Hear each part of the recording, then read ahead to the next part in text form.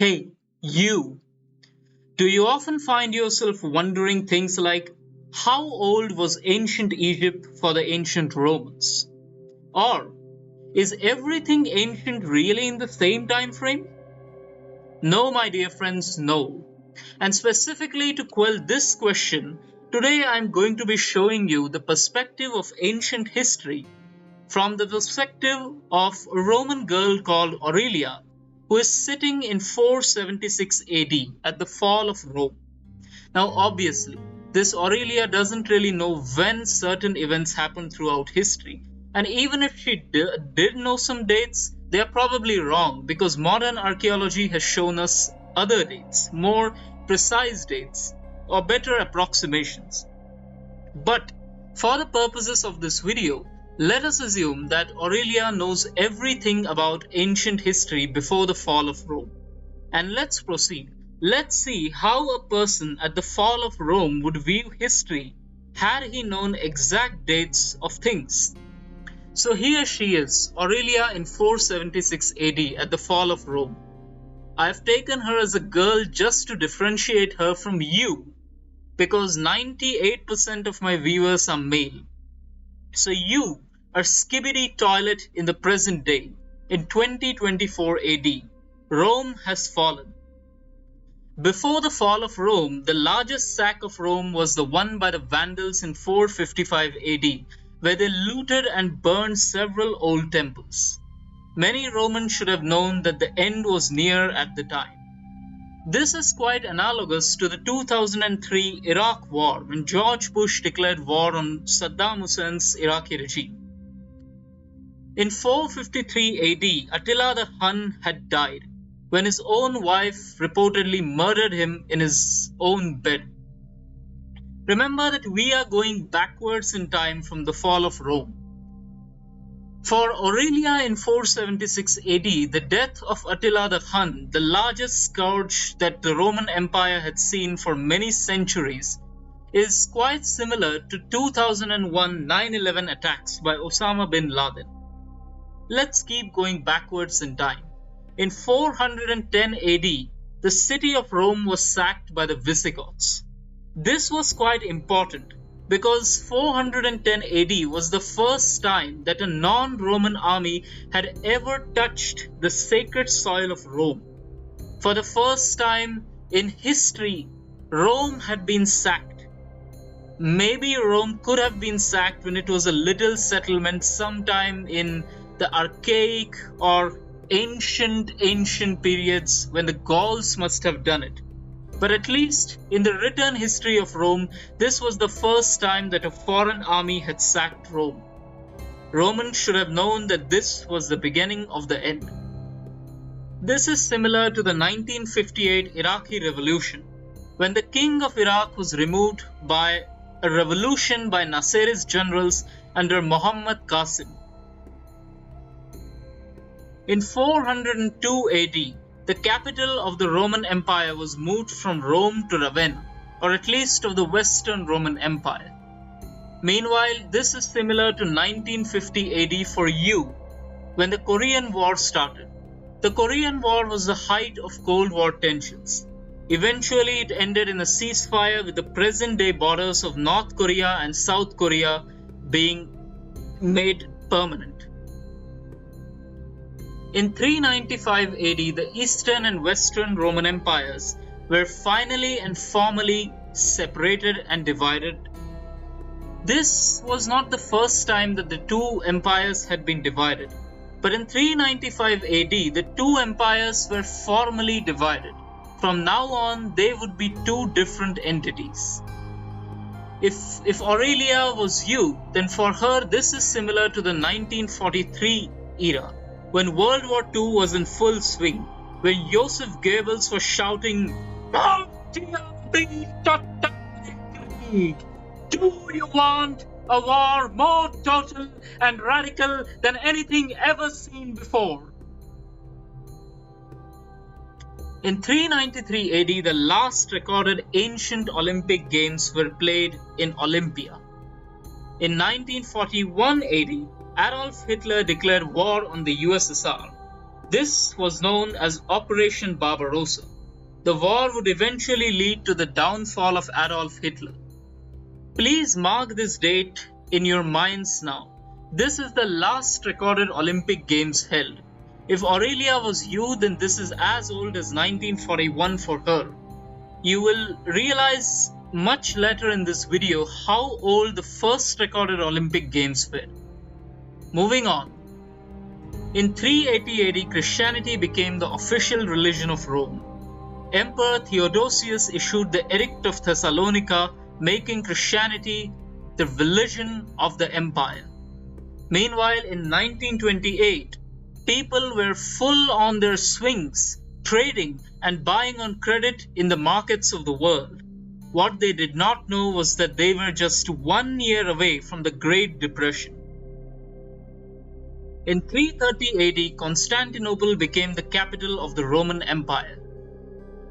For Aurelia, who is standing there at the fall of Rome, this is as old as the age of the cowboys and gunslingers of the American Wild West is to you. In 284 AD, the crisis of the 3rd century ended. Rome was finally reunified. This is as old as modern Greece becoming independent from the Ottoman Empire in 1832. But let me explain you what the crisis of the 3rd century is. Basically, rival warlords in Palmyra and the Gallic states, they declared their own versions of the Roman Empire. Rome fractured into three, and this civil war, it would continue for almost 49 years. The start of the crisis of the 3rd century in 235 AD is as old for Aurelia as the Treaty of Paris is old for you. In the Treaty of Paris, the United Kingdom finally recognized the independence of the United States of America, which became the first modern republic. Not just a republic, but a non-bourgeoisie republic. In 196 AD, the Roman forces of Septimius Severus conquered the small Greek city of Byzantium.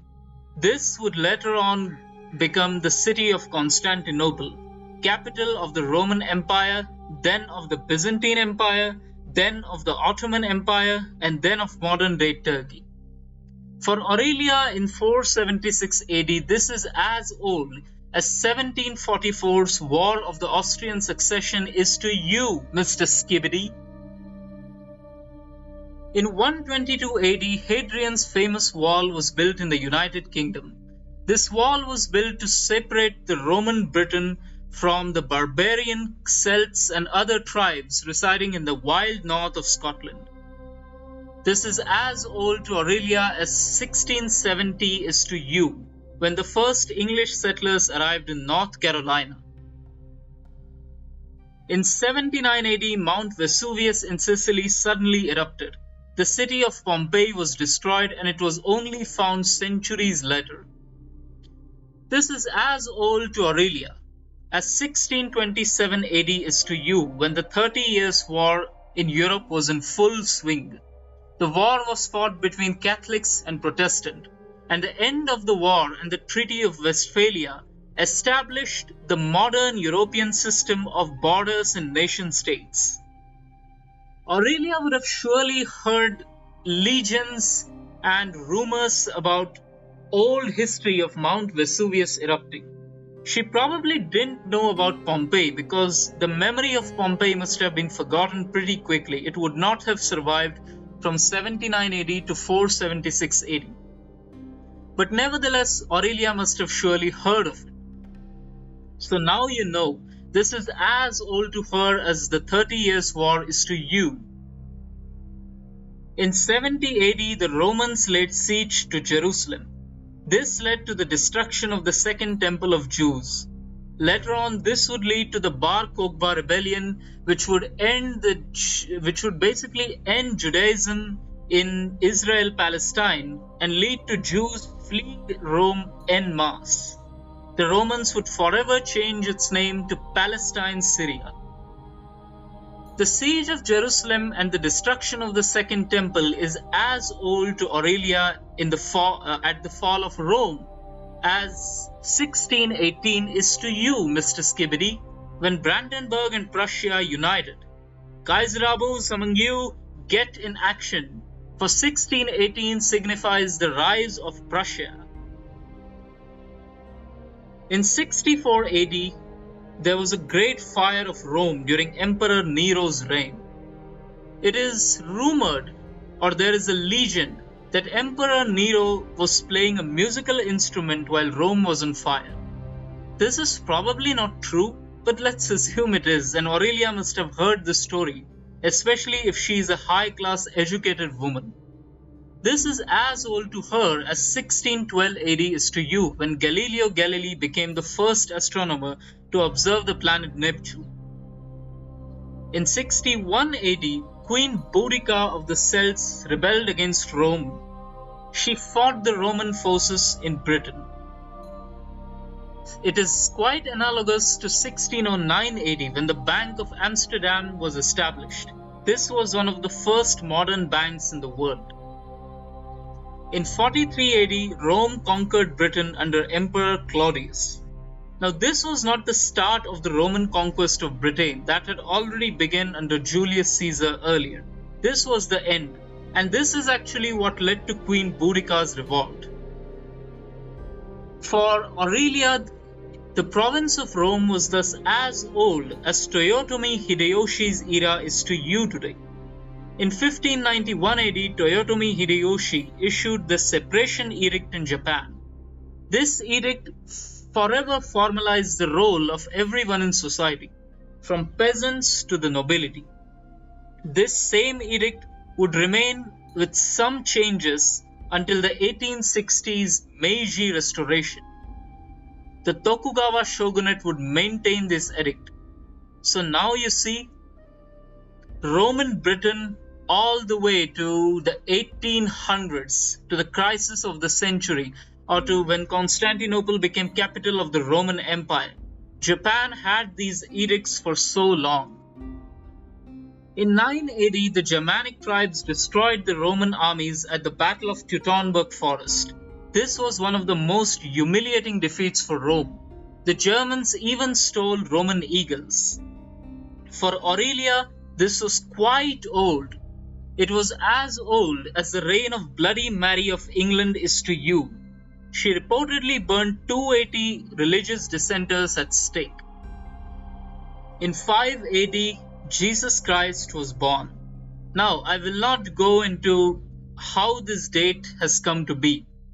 There is a difference between religious dating, archaeological dating, scholarly dating, and everything else. But let's take 5 AD as a probable year when Jesus was born in Israel. To Aurelia, Jesus Christ was as old as the city of Shanghai is to you. It was founded in 1553 AD. It was not really founded at the time, but it was fortified with walls constructed. Thus you can say that it became a proper city in 1553 AD.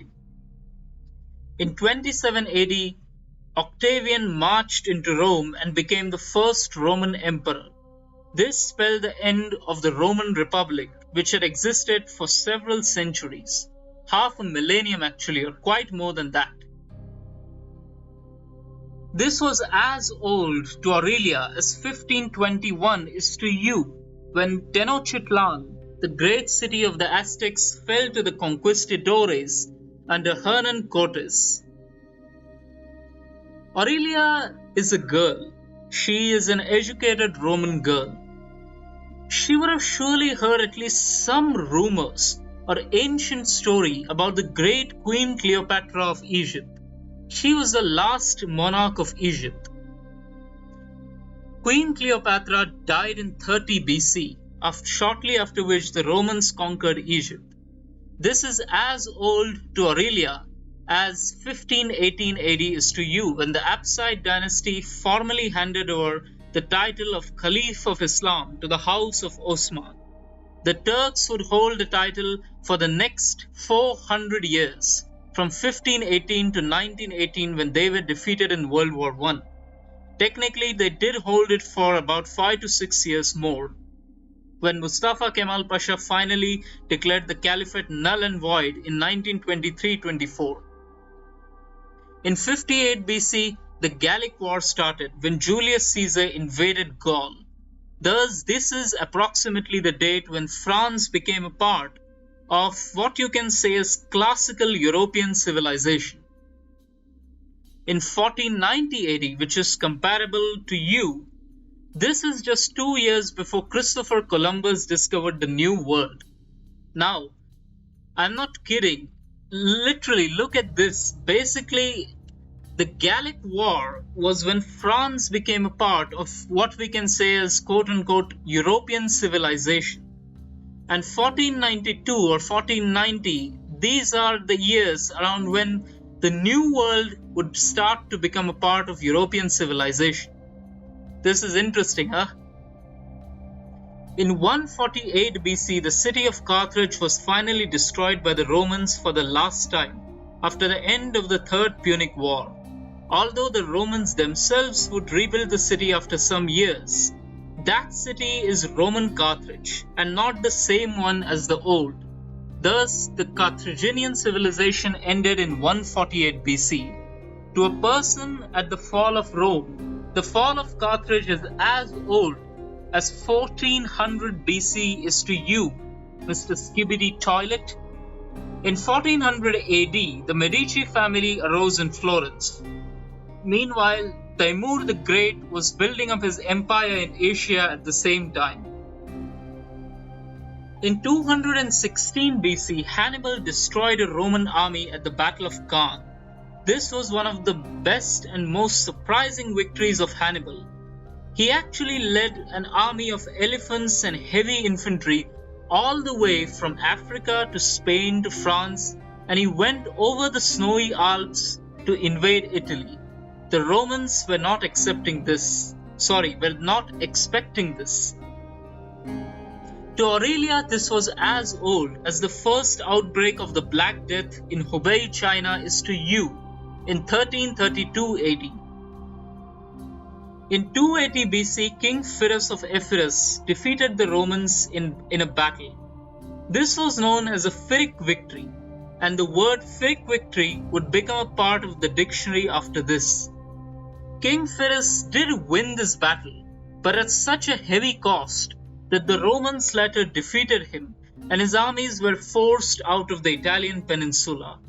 This would mark the start of total Roman hegemony over modern-day Italy. To Aurelia, this was as old as when the first Carnival of Venice was first recorded is to you in 1268 AD. In 323 BC, Alexander the Great died. He was never able to return home to Macedonia. He died in Babylon. To Aurelia, Alexander the Great, the ancient conqueror even for her, he is as old as Chengiz Khan's first attack on the western Zia of China is to you in 1225 AD. In 340 BC, the Persian Empire invaded Egypt. Nectanebo II, the last native pharaoh of Egypt, was deposed. Now, obviously, by this point, who am I kidding? Aurelia probably doesn't even know that such a thing existed. There were no written records except for some vague histories by Herodotus. But let's assume she knows.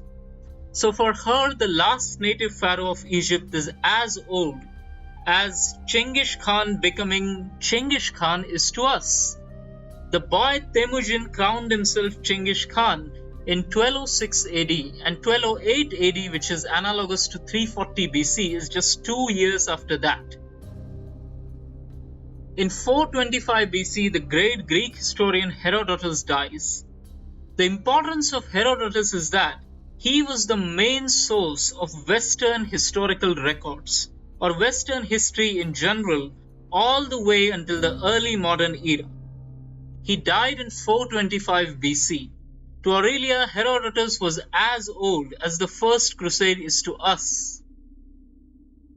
In 480 BC, the Battle of Thermopylae took place when the Greeks defeated the Persian Empire.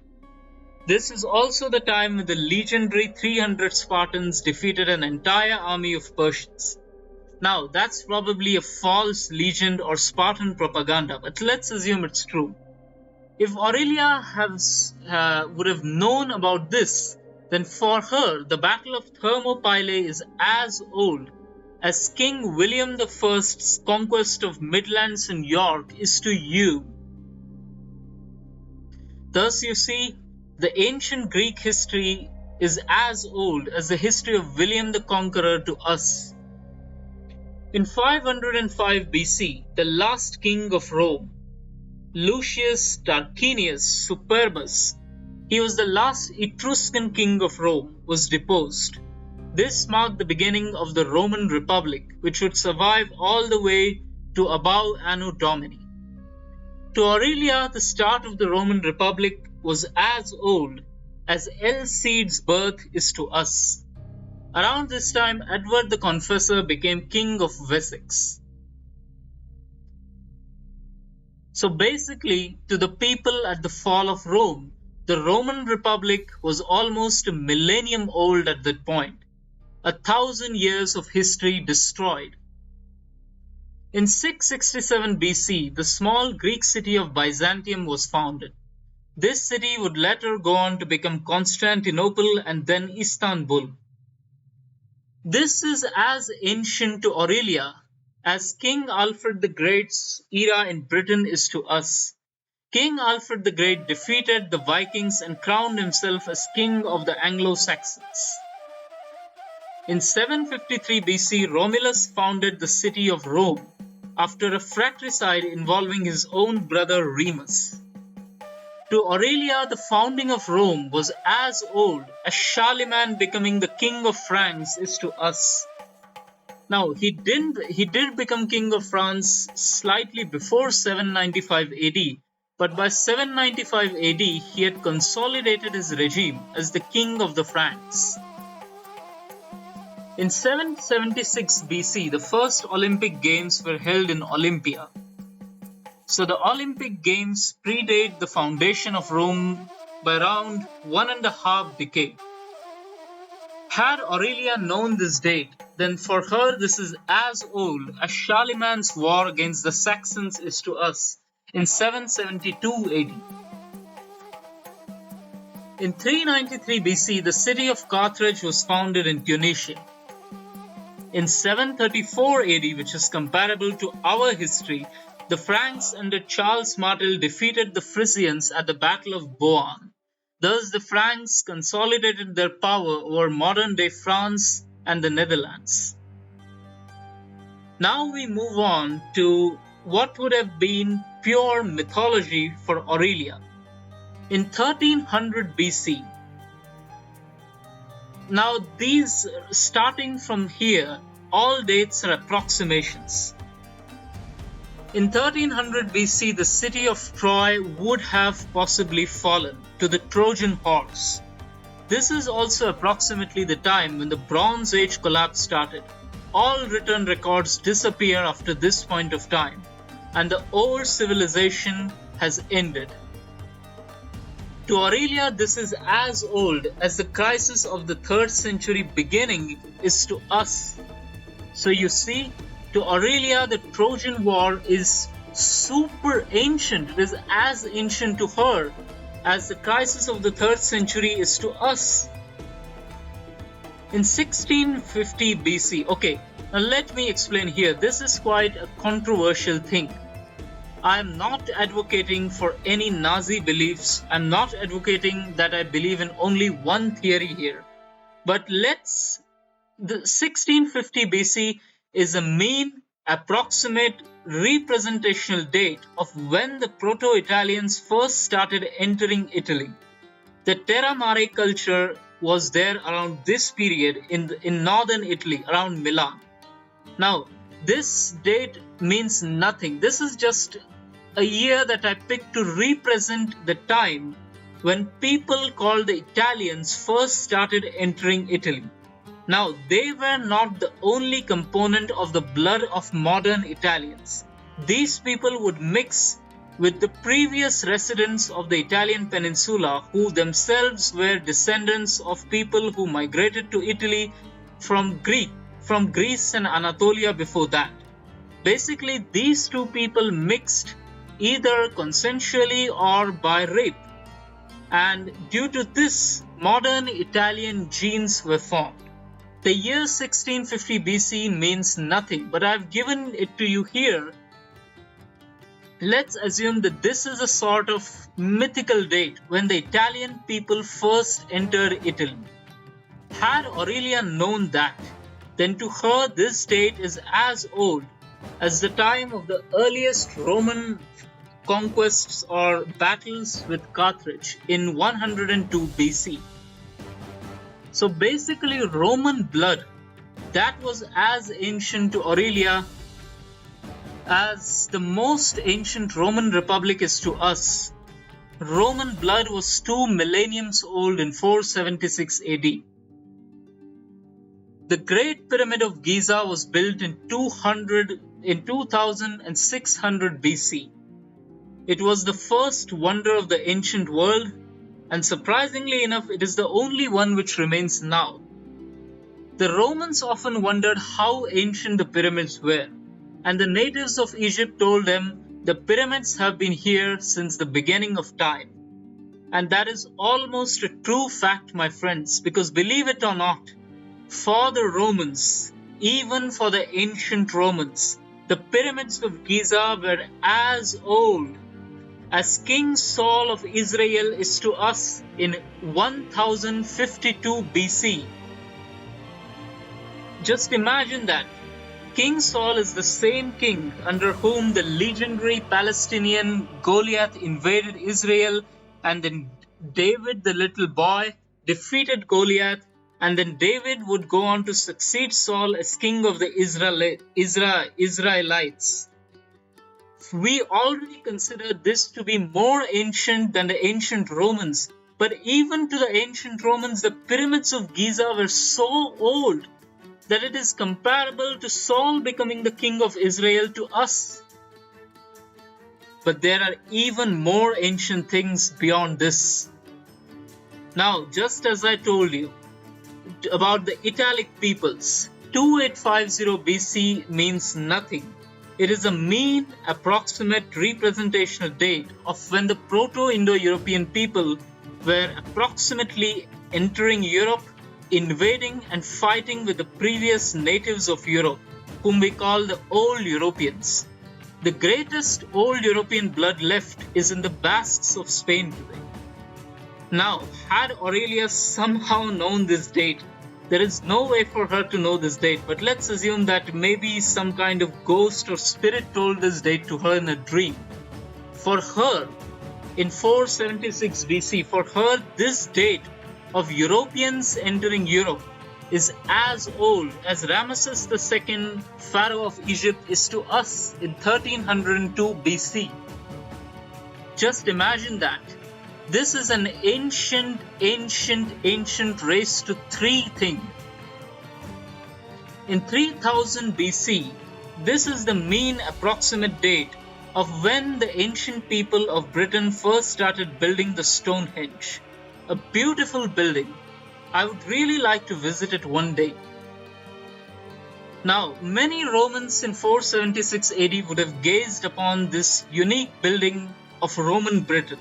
Had they visited Roman Britain for tourism, they would have wondered how ancient this was.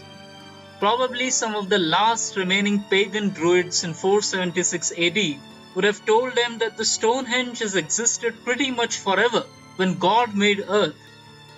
And let me tell you, my friends, I would say that the druids were almost telling the truth, because to a person in 476 AD, Stonehenge is as old as the Mycenaean civilization sack of Crete in 1452 BC is to us today, to you, Mr. Skibidi Toilet. In 3100 BC, the Minoan civilization started in Crete. This is as old to a person at the fall of Rome as the legendary first king of Athens being crowned is to us today in 2024. This happened in 1552 BC.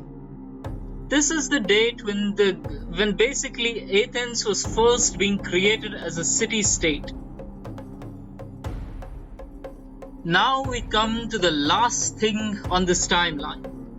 The first proper city in the world. The super ancient city of Ur, founded in Mesopotamia. It was approximately first built in 3800 BC. This was as ancient to the ancient Romans as the Akkad civilization is to us today. The Akkad civilization in 1552 BC. The city of Akkad became the largest city on earth, and the Indus Valley civilization was flourishing in India at this point. Remember that Akkad and the Indus Valley civilization is as old to us as the city of Ur's founding is to Aurelia, who is sitting there in 476 AD, when the last king, Romulus Augustus, is being removed by the barbarians. So now you see, when we speak about ancient Mesopotamia and ancient Rome, for God's sake, the ancient Rome, we might as well call them modern Rome if we are going to compare them with ancient Mesopotamia. Ancient Mesopotamia is something so unimaginably old that something which was already super ancient to the Romans like Akkad, that is comparable to us. This really boggles my mind. Anyway, friends, thanks for watching this video. I will now quickly and strongly come back to the present day so that you can pause and see if you want to go in the correct direction of time. If this video takes off on YouTube, if it gets a lot of views and likes, then I will make another video like this. This time I will view history through the lens of Alexander the Great. How ancient are different stories of ancient Greece for Alexander, but only if the Roman perspective of history takes off on YouTube. Thank you for watching, and please subscribe. I'm so close to 8,000 subscribers and I want to hit 10,000 subscribers fast. Thank you.